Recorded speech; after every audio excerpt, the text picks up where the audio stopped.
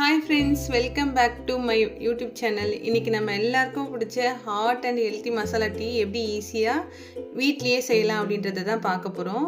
இந்த வீடியோ உங்களுக்கு பிடிக்கும்னு நினைக்கிறேன். பிடிச்சிருந்தா லைக் பண்ணுங்கள், ஷேர் பண்ணுங்கள், மறக்காமல் நம்ம சேனலை சப்ஸ்கிரைப் பண்ணுறேங்க. இப்போ நம்ம வீடியோக்குள்ளே போகலாம் வாங்க.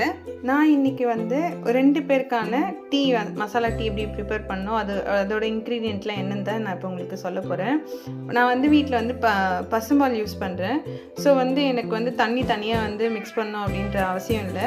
நீங்கள் சப்போஸ் வந்து பேக்கெட் பால் அந்த மாதிரி ஏதாச்சும் வாங்கி போடுறீங்க அப்படின்னா நீங்கள் வந்து 1க்கு 1.5 வந்து அதாவது 1.5 டம்ளர் பால் எடுக்கிறீங்கன்னா 1 டம்ளர் தண்ணி கலக்கலாம். அந்த மாதிரி தண்ணி கலந்துட்டு நல்லா பால் வந்து கொதிக்கும் போது 3 ஸ்பூன் வந்து டீத்தூள் போட்டுக்கிட்டு, டீத்தூள் போட்டதும் நல்லா பால் வந்து கொதிக்க ஆரம்பித்ததும் நல்லா கலர் சேஞ்ச் ஆகும். அந்த டைமில் வந்து ஏலக்காய் பவுட்ரு, அதுக்கப்புறம் சுக்கு பவுட்ரு, அதுக்கப்புறம் மிளகு, கிராம்பு எல்லாத்தையும் வந்து தட்டி தூள் மாதிரி ஆக்கிட்டு அதை வந்து நம்ம இந்த டீயில் கொதிக்கிற டீயில் தான் ஆட் பண்ணணும். நல்லா கொதிக்கும் போது நீங்கள் இதை வந்து ஆட் பண்ணிங்கன்னா அதோட ஜூஸ்லாம் வந்து நல்லா டீயில் வந்து இறங்கும். நான் சொல்கிற இன்க்ரீடியன்ட்ஸ்லாம் நீங்கள் டீயில் நல்லா கொதிக்கிற டீயில் போட்டதுக்கப்புறம் நல்லா கலர் சேஞ்ச் ஆகி நல்லா வாசனை வரும். அந்த வாசனை வர வரைக்கும் நீங்கள் லோ ஃப்ளேமில் வச்சு பாயில் பண்ணுங்கள். வீடியோவில் நான் காட்டுற மாதிரி நல்லா இந்த மாதிரி நல்லா வந்து கொதிக்கணும். நல்லா கொதித்து நம்மளோட அந்த டீ வாசனை வந்து நம்மளுக்கு நல்லா வரணும். அந்த மாதிரி வந்ததுக்கப்புறம் இந்த மாதிரி ஆனதுக்கப்புறம் நம்ம என்ன பண்ணுறோம், ஸ்ட்ரெயின் பண்ணி சர்வ் பண்ண போகிறோம். இப்போது இந்த மசாலா டீயோட இன்க்ரீடியன்ட்ஸ்லாம் உங்களுக்கு டிஸ்கிரிப்ஷனில் நான் வந்து டீட்டெயிலாக கொடுத்துட்றேன், நீங்கள் வேணால் செக் பண்ணிக்கோங்க.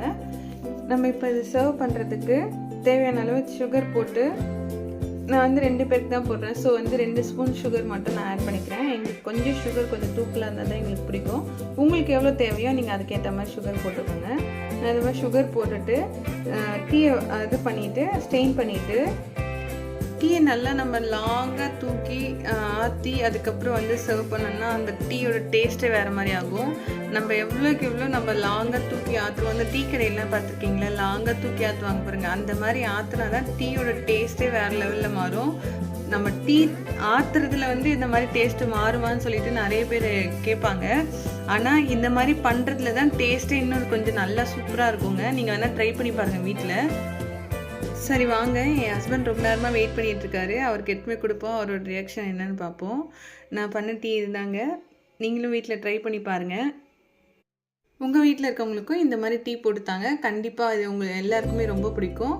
இந்த வீடியோவும் உங்களுக்கு யூஸ்ஃபுல்லாக இருந்தால் லைக் பண்ணுங்கள், ஷேர் பண்ணுங்கள், மறக்காமல் நம்ம சேனலை சப்ஸ்கிரைப் பண்ணுங்கள். நெக்ஸ்ட் வீடியோவில் மீட் பண்ணலாம். பாய், தேங்க்யூ.